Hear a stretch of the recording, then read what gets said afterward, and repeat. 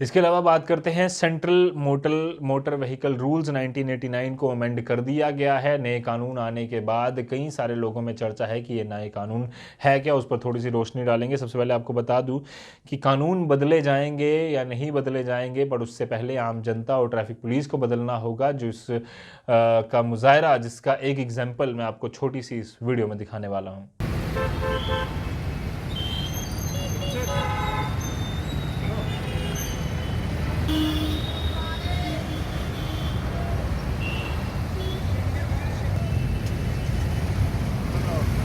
ये जो वीडियो आप देख रहे थे ये जम्मू के अलग अलग इलाकों की है और इसमें साफ तौर पर देखा जा सकता है कि सबसे पहले लोगों की गलती ये कि ट्रैफिक सिग्नल है पर जेब्रा क्रॉसिंग से भी आगे उन्होंने गाड़ियां, अपनी मोटरसाइकिल, फोर व्हीलर्स लगाए हुए हैं और दूसरी तरफ एक ट्रैफिक पुलिस के कई सारे कर्मचारी खड़े हैं जो कि चालान करने के लिए वहां पर मौजूद थे।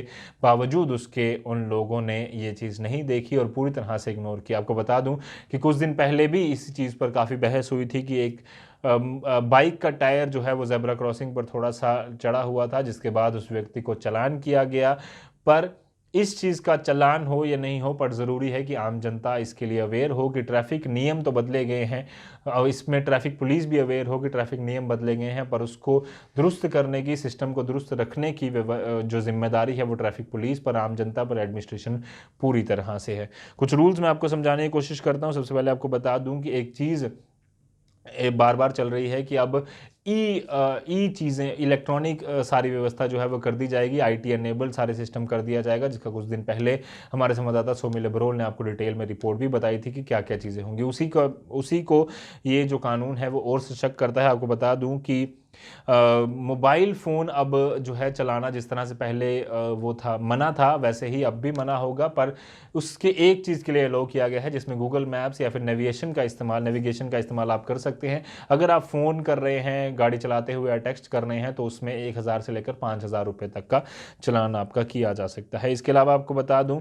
कि फिजिकल कॉपी लाइसेंस की, रजिस्ट्रेशन की आपको लेने की ज़रूरत नहीं होगी। अगर आपका जो लाइसेंस है या रजिस्ट्रेशन है, कॉपी है या फिर बाकी डॉक्यूमेंट्स हैं, अगर वो इलेक्ट्रॉनिकली वैलिडेट किए जा चुके हैं तो आपको वहाँ पर आपको इलेक्ट्रॉनिक जो है वो आप वो दिखा सकते हैं। आपको फिजिकल कॉपी उसकी दिखाने की ज़रूरत नहीं है। कई बार होता है कि एक व्यक्ति बहाना लगा देता है कि मेरा लाइसेंस जो है वो घर रह गया है। अब उनके पास कोई बहाना नहीं होगा, क्योंकि किसी भी समय ट्रैफिक पुलिस के पास भी वो ऐप होगी या वो वेबसाइट होगी जिसमें वो चेक कर पाएंगे।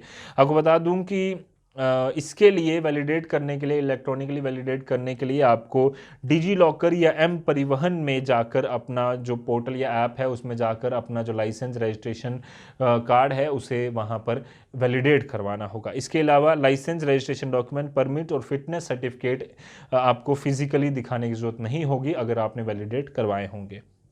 ई पोर्टल का इस्तेमाल कई सारी और चीज़ों के लिए किया जा सकेगा, ये भी इसमें कहा गया है।